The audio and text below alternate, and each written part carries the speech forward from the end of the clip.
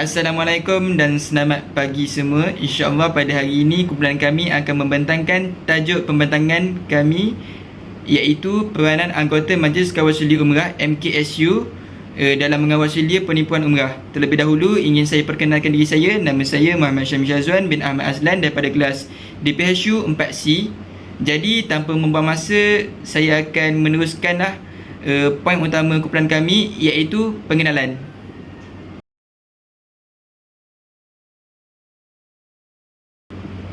Jadi saya akan menerangkan sedikit sebanyak berkenaan MKSU. Apakah itu MKSU? Majlis Kawal Sulia Umrah atau lebih dikenali sebagai MKSU merupakan sebuah organisasi yang bertanggungjawab dalam mengawal sulia penipuan umrah di negara kita, dan organisasi ini telah ditubuhkan pada 28 Ogos 2014. Seterusnya, apakah fungsi dan peranan MKSU? Fungsi MKSU merupakan inisiatif kerajaan yang memberi fokus utama terhadap kawalan kes penipuan pakej umrah dengan memperkenalkan syarat-syarat yang lebih ketat, termasuk memperkenalkan lesen khas atau sub-license bagi syarikat pelancongan yang ingin menawarkan pakej umrah. Majlis MKSU ini telah dikuasai oleh Kementerian Pelancongan dan Kebudayaan Malaysia di bawah Akta Industri Pelancongan 1992 AIP, seperti yang kita belajar dalam subjek ni. Seperti saya ada sebutkan tadi, berkenaan dengan fungsi MKSU, iaitu MKSU ni memberi fokus utama terhadap kawalan kes penipuan pakej umrah. Okey, contoh penipuan pakej umrah yang kita biasa dengar adalah penjualan tiket umrah serendah 4,900. Ni memang tak logik lah. Memang tak ada tiket umrah ni bawah 4,900. Standardnya memang lebih daripada tu. Lagi-lagi time PKP ni, kalau nak ikut SOP semua kan, charge pun lagi mahal. Seterusnya, dan penjualan tiket umrah oleh agensi pelancongan yang tidak berdaftar. Yang ni kita boleh faham lah.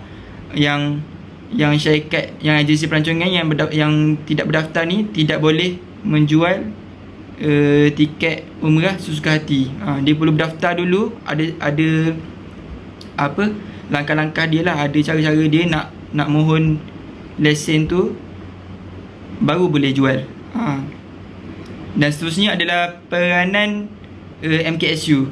MKSU ni bertanggungjawab dalam menetapkan mekanisme pengawasalian pengendalian pakej umrah, merancang pelaksanaan kempen kesedaran kepada orang awam, memantau status penguatkuasaan dan siasatan ke atas kes-kes penipuan secara bersepadu, memantau pelaksanaan standard perkhidmatan syarikat pengendalian pelancongan dan agensi pengembaraan dalam mengendalikan pakej umrah, dan banyak lagi. Okay, jadi kita tengok kat sini peranan MKSU ni banyak sangat. Itulah sebabnya MKSU ni mempunyai banyak anggota. Jadi setiap anggota tu dia akan memainkan peranan dia lah. Contohnya yang ni buat apa, yang tu buat apa. Selain itu, saya akan menerangkan tentang ahli MKSU. Siapakah ahli MKSU? MKSU dianggotai oleh pelbagai agensi badan persatuan yang terlibat secara langsung atau tidak langsung dalam mengendalikan isu berkaitan pakej umrah. Okey, keahlian majlis MKSU ni dia ada banyak, tapi saya akan sebutkan 3 je, iaitu Kementerian Perdagangan Dalam Negeri, Koperasi dan Kepenggunaan KPDNKK, Persatuan Ejen-Ejen Pelancongan dan Pengembaraan Malaysia MATA, Lembaga Tabung Haji dan banyak lagi. Jadi pembentang seterusnya akan menerangkanlah apakah peranan-peranan 3 agensi ni. Sekian saja daripada saya. Assalamualaikum. Assalamualaikum, saya Nur Hafizah binti Joshua dari kelas DPHU 4C. Jadi dalam video ini saya akan membahaskan sedikit peranan Kementerian Perdagangan Dalam Negeri, Koperasi dan Kepenggunaan atau singkatan dia KPDNKK dalam mengawal sulia penipuan umrah. Okey, pertama sekalinya KPDNKK ni telah menasihati orang ramai supaya berwaspada tentang penipuan untuk menunaikan umrah. Kementerian Perdagangan Dalam Negeri, Koperasi dan Kepenggunaan ini menasihati orang ramai agar sentiasa berwaspada dengan syarikat pengendali perkhidmatan untuk menunaikan umrah yang mementingkan keuntungan semata-mata. Maka jemaah umrah ni perlu memastikan terlebih dahulu pakej yang ditawarkan syarikat agensi pelancongan yang dipilih meliputi pelbagai aspek sebagaimana dijanjikan bagi mengelakkan diri daripada ditipu. KPDNKK juga sedang menggiat mengadakan program-program kesedaran kepada orang awam di seluruh negeri, khususnya yang melibatkan penduduk luar bandar dan warga emas yang menjadi sasaran penipuan pakej umrah. Kempen-kempen yang dianjurkan ini adalah bagi memberi kesedaran kepada semua agar sentiasa berwaspada akan pihak-pihak yang tidak bertanggungjawab dalam menjual pakej umrah palsu dan meningkatkan kefahaman mereka tentang hak mereka selaku pengguna, khususnya berkaitan pihak-pihak yang boleh merujuk dalam membuat pertanyaan, aduan dan tuntutan. Sentiasa juga KPDNKK ni sentiasa juga menghebahkan isu-isu penipuan pakej umrah dan ziarah untuk pengetahuan umum melalui slot-slot temu bual dia yang berkaitan isu ini melalui saluran media elektronik seperti laman web kementerian, televisyen, radio dan media sosial. Keduanya, peranan KPDNKK ni ialah dia memantau perniagaan dalam talian untuk membanteras penipuan. Jadi, Kementerian Perdagangan Dalam Negeri, Koperasi dan Kepenggunaan ni, KPDNKK ini, dia bekerjasama dengan Suruhanjaya Komunikasi dan Multimedia Malaysia untuk bertindak menghalang akses ke laman web atau mengarahkan pentadbir media internet dan tapak pasar yang terlibat untuk turunkan kandungan-kandungan berdasarkan peruntukan di bawah Seksyen 263 dalam kurungan 2 Akta Komunikasi dan Multimedia. Sekiranya mereka ini didapati berlaku penipuan di laman media sosial seperti Facebook, Twitter dan Instagram dan tapak-tapak pasar malam dalam talian yang tidak bertanggungjawab. Di samping itu, dengan kerjasama ini, KPDNKK dapat memantau secara terperinci penipuan online yang berkaitan penipuan umrah atas talian dan bersiap siaga dalam mendepani permasalahan tersebut. Mereka ini mampu menjejak laman web dan aplikasi-aplikasi yang mencurigakan dan menutup laman web dan aplikasi-aplikasi tersebut supaya tidak digunakan oleh pengguna-pengguna yang lainnya. Jadi, ketiganya pula, KPDNKK ini juga menerima aduan tentang penipuan umrah. Kes-kes penipuan tersebut banyak direkodkan di bawah Akta Industri Pelancongan 1992 melibatkan syarikat berlesen dan tidak berlesen. Kementerian KPDNKK ini ada membahaskan melalui Tribunal Tuntutan Pengguna turut memfailkan kira-kira 3,400 kes penipuan tersebut dengan nilai tuntutan sebanyak RM20.77 juta dalam tempoh sama di bawah Akta Industri Pelancongan 1999. Maafkan saya, Industri Pelancongan 1992. Melibatkan syarikat berlesen dan tidak berlesen. KDNKK ini juga mampu menerima aduan dari pengguna berkenaan penipuan umrah yang semakin berleluasa saban hari pada hari ini secara langsung dan melaporkannya kepada pihak yang berkuasa untuk dikenakan tindakan yang selanjutnya. Jadi, itu sahaja daripada saya. Sekian, terima kasih. Assalamualaikum. Assalamualaikum warahmatullahi wabarakatuh. Nama saya Fatina Aisyah binti Nuzaini daripada kelas D PHU 4C. Di sini saya akan menerangkan tentang peranan-peranan MATA. MATA adalah sebutan pendek untuk maksud Malaysia Association of Tour and Travel Agent, iaitu dalam bahasa Melayunya Persatuan-Persatuan Ejen Pelancongan dan Pengembaraan Malaysia. MATA adalah ahli paling ramai berbanding persatuan lain. MATA ini mempunyai keahlian lebih daripada 3,400 ahli dan bertambah. Terdiri daripada organisasi pelancongan dan pelancongan tempatan serta banyak gabungan luar negara. MATA merupakan badan perwakilan payung nasional untuk seluruh industri pelancongan di negara ini. MATA adalah untuk mempromosi kepentingan industri pelancongan dan pengembaraan di Malaysia.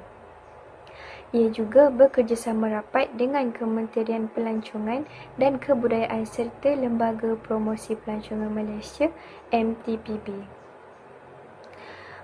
Mata ini juga membantu menganjurkan pameran, seminar, konvensyen dan bengkel untuk mewujudkan kesedaran masyarakat mengenai industri pelancongan dan juga memberi manfaat kepada anggotanya.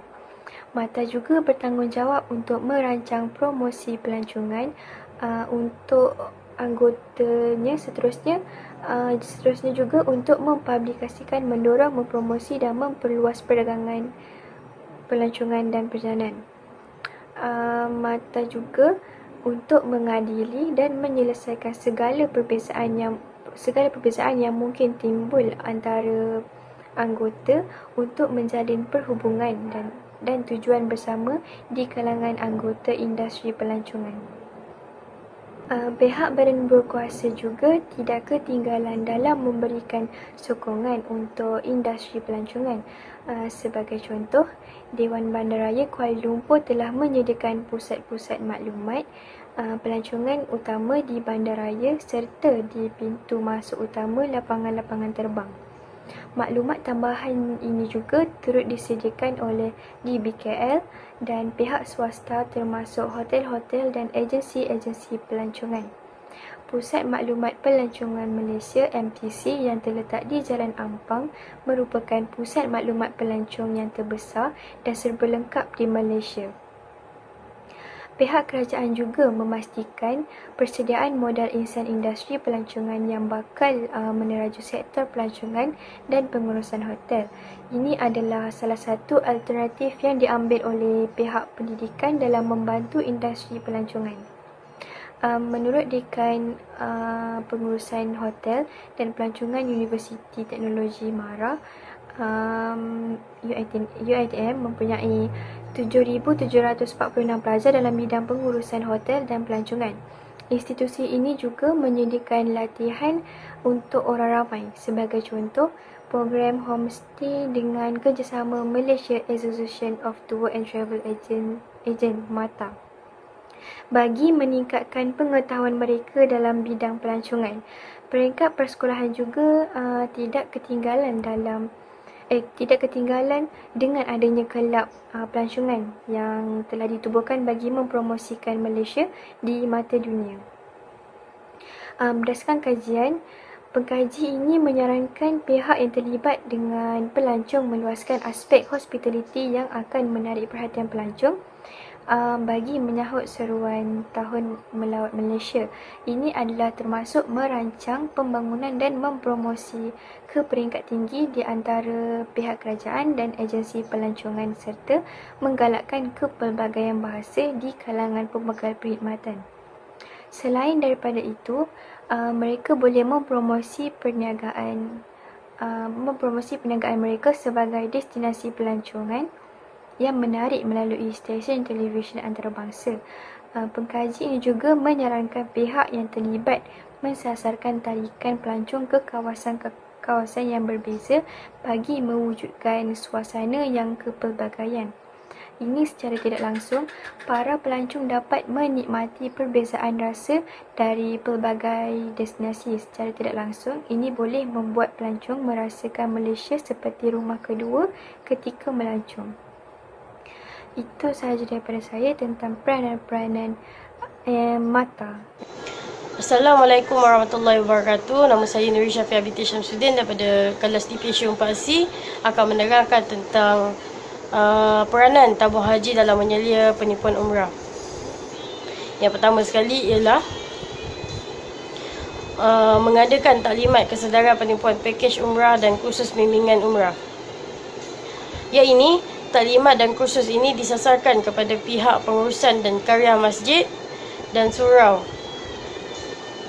Tabung haji turut mengadakan kerjasama Majlis Kawal Selia Umrah iaitu MKSU bagi mengadakan taklimat kepada orang awam dan golongan sasar berkaitan panduan memilih syarikat yang berlesen, menilai pakej umrah yang bersesuaian serta membentangkan modus operandi golongan yang ingin mengambil kesempatan atas nama pakej umrah. Seterusnya, menubuhkan Biro Pengurusan Kawal Selia Umrah. Tabung haji menyediakan satu bentuk sistem pengkalan data berintegrasi antara agensi untuk membolehkan syarikat pelancongan membuat sembakan atau kemaskini maklumat jemaah masing-masing, dan juga perlu melahirkan lebih ramai mutawif tempatan dan tidak hanya bergantung kepada khidmat mutawif luar yang biasanya diambil daripada rakyat Indonesia. Seterusnya, mengendalikan kursus USEC sebagai prasyarat sebelum sublesen umrah dikeluarkan, iaitu Umrah Specialized Engagement Course. Sublesen khas umrah dijangka akan dikuatkuasakan pada Jun 2016. Tabung haji telah diberi mandat oleh MKSU Majlis Kawal Selia Umrah untuk mengendalikan kursus USEC dengan fasa pertama. Tabung haji telah menandatangani MOU dengan IPB bagi maksud kerjasama strategi untuk menjayakan pengendalian kursus USEC. Seterusnya, membangunkan silibus kursus khas pengendalian pakej umrah, iaitu USEC lagi lah. Ini dua manual terbitan tabung haji telah dijadikan sebagai rujukan utama untuk USEC. Manual tersebut adalah manual pengurusan perkhidmatan umrah, iaitu rujukan berkaitan perundangan prosedur atau proses pengendalian umrah di Malaysia dan Kerajaan Arab Saudi, dan manual pengurusan kesempurnaan manasik, iaitu rukun dan panduan ke arah umrah yang mabrur. Sekian daripada saya. Assalamualaikum warahmatullahi wabarakatuh. Nama saya Muhammad Azhar bin Azhari. Baiklah, Majlis Kawal Selia Umrah MKSU adalah inisiatif kerajaan yang telah ditubuhkan pada 28 Ogos 2014. Majlis ini diketuai oleh Kementerian Pelancongan dan Kebudayaan di bawah Akta Pelancongan 1982. Okey, majlis ini dianggotai oleh Jabatan Wakaf Zakat Jauhar, KPDMKK, PDRM dan juga KLN, serta banyak lagi agensi-agensi yang terlibat di dalam pertubuhan MKSU ini. MKSU telah ditubuhkan untuk memberi fokus dalam kes penipuan pakej umrah. Hal ini telah menunjukkan bahawa kerajaan juga memandang serius atau memandang tinggi tentang penipuan pakej umrah. Jadi ini adalah merupakan salah satu inisiatif kerajaan berkaitan umrah agar kesedaran masyarakat dapat ditingkatkan dan kes penipuan umrah dapat dikurangkan. Okey, di antara langkah-langkah kerajaan untuk menyampaikan maklumat terhadap masyarakat adalah dengan membangunkan portal yang diuruskan oleh Jauhar tentang MKSU ini. Okey, di dalam portal itu menunjukkan bahawa banyak syarikat yang boleh dipercayai. Okey, secara ringkasnya MKSU ini amatlah penting ditubuhkan kerana bagi menyampaikan maklumat yang sahih dan juga membantu masyarakat daripada ditipu oleh syarikat-syarikat, kerana sekarang ini terdapat banyak syarikat tapi kurang syarikat yang boleh dipercayai. Seterusnya, MKSU memantau syarikat-syarikat dan mengadakan sub-license yang istimewa untuk mereka menguruskan tentang pakej-pakej umrah ini. Jadi hal ini amatlah penting kerana dapat mengelakkan masyarakat ditipu dan juga agama akan dijaga oleh MKSU ini. Okey, secara ringkasnya lah kan, MKSU ini bermainkan peranan yang penting dalam melindungi masyarakat, dan juga MKSU ini juga sewajarnya ditubuhkan seperti yang kerajaan dah lakukan. Jadi saya berharap agar semua orang dapat membuat pilihan yang bijak sebelum melakukan ataupun membeli pakej-pakej umrah daripada agensi-agensi di luar sana. Baiklah, itu sahaja daripada kami. Sebarang maklumat ataupun yang kami sampaikan ini tidak dapat difahami, kami mohon maaf sesungguhnya. kesalahan itu datang daripada kami sendiri, dan juga sebarang persoalan ataupun pertanyaan yang ingin diajukan kepada kami, silakanlah tanya kepada kami. Baiklah, itu sahaja daripada kami. Kami mohon maaf atas salah silap kami. Terima kasih.